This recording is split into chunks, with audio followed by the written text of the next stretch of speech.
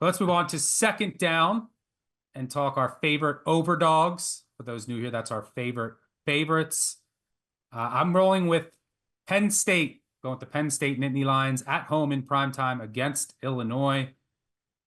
This number might seem high in a matchup of two ranked teams, but if you're curious, in matchups of two ranked teams, favorites of 17 or more historically, 40-23 against the spread over the past 20 seasons, 63.5%. And you have Mr. James Franklin as a favorite. He's 71-43 against the spread, covering by over 4 points per game, 65% when laying double digits. Want to throw that out there because it does matter with Franklin, because if he's up 14 late, I think he does know the number, might go for another touchdown here. But I show value in this number, and I like it for a number of reasons. Look, Illinois is better than I projected. The late addition of Zachary Franklin's been huge. Him, Pat Bryant, give them a dynamic duo at wide receiver. Luke Altmaier has played better. Have I fully bought in yet? No. I mean, he has 10 touchdowns and no interceptions, 4 big-time throws, 4 turnover-worthy plays. He's gotten away with some throws. I think Penn State now should have a fully healthy secondary. Some guys dealing with some bugs last weekend.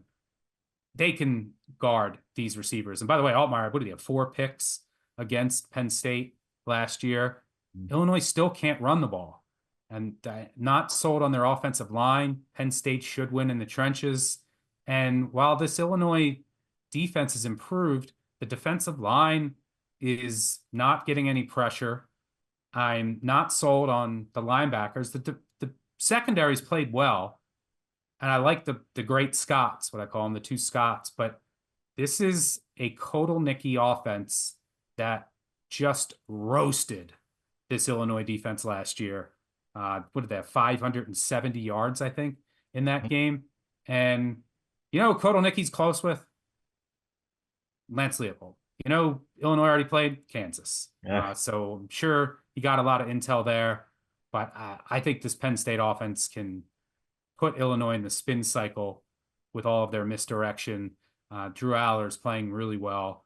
I think this sets up for a blowout of Illinois, who, yes, they have 2 wins over ranked teams, but they were outplayed by Illinois. That game flipped on a pick 6 by Daniels. And by the way, Kansas shouldn't have been ranked. Have you seen them since? That win has not aged well. And there was a pick 6 that flipped the game on its head.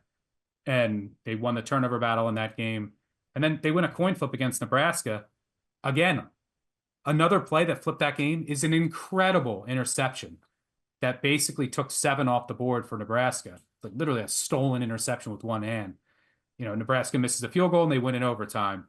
So, if either one of those results is flipped, I think this line is 20-21 where it should be. So I like Penn State to get it done here. Any thoughts? Yeah, you mean the Kansas team that had a 58% post-game win expectancy but lost the game to Illinois? And I'm glad you called out Altmaier's numbers, because you see that 10-0 T to INT, but if you go into the big-time throws and turnover-worthy plays like you did, it's not that good. And when he's pressured, it gets worse. So if you can find a prop out there for A.J. Harris at corner to pick off something that's coming to the outside to Brian or Franklin, I would actually place a bet on that. Love it. I make it 22, so I'm going to join you after the pod.